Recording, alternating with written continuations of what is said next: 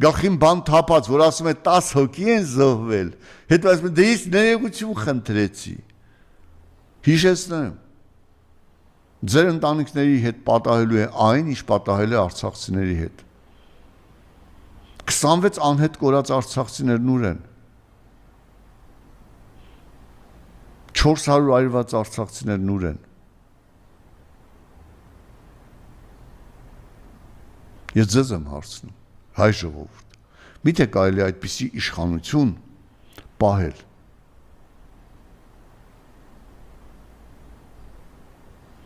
Վերջերս կարդում եմ, որ Սննդի անվտանգության նախկին ծառայության նախկին պետը